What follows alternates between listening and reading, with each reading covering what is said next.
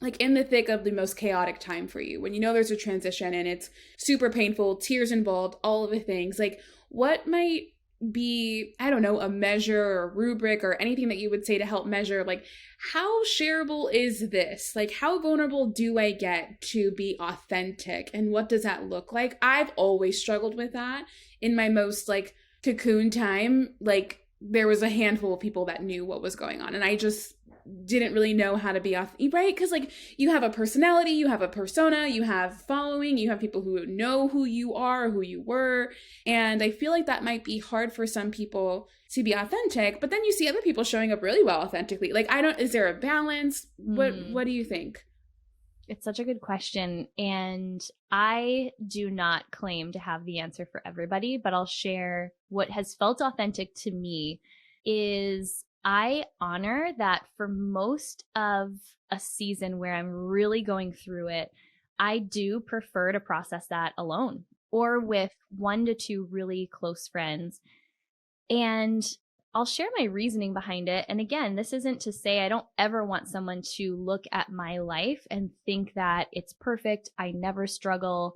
But I also don't owe it to anyone to share all of my battles as I'm going through them, because what that has felt like to me is opening myself up to too many opinions about, and well-meaning opinions about how to move through or how I should operate, where I'm not ready for it. I actually really deeply trust my own intuition, and I have a really, really strong connection with God. And I feel like that is where I get the answers that are right for me.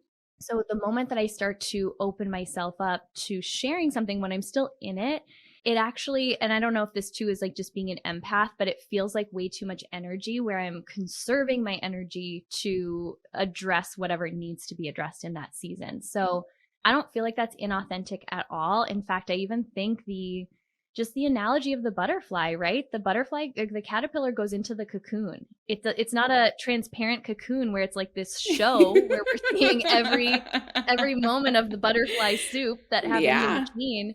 You know, that's a cocoon. That's a season where you are sort of like out of the limelight, if you will. And things are being reorganized in you to emerge as the next version of yourself.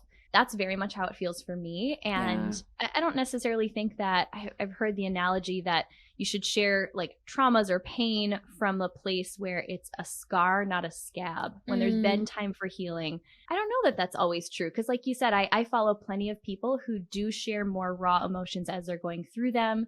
And I have no problem with that. I think it is just super individual. Yeah, I do. I totally agree with that, because I've seen people show up super authentic in the moment, and I'm like, wow. And then I've seen people retroactively do it, and then I've seen people do it also in the moment and then retract. Like, I was in the heat of the moment, there was a lot of emotions involved, and I regret actually showing up online in this way. And it's really just like, I know, and then it's just like a spectator sport. Like, I'm just like every day refreshing just to follow along on what's going on, not engaging or anything, and I'm just like, I'm here for the show. So could be effective. Could be effective if that's the goal. You're trying to get a reality show. You're trying to be the next Kardashians. Right? There you go. There you go. Yeah.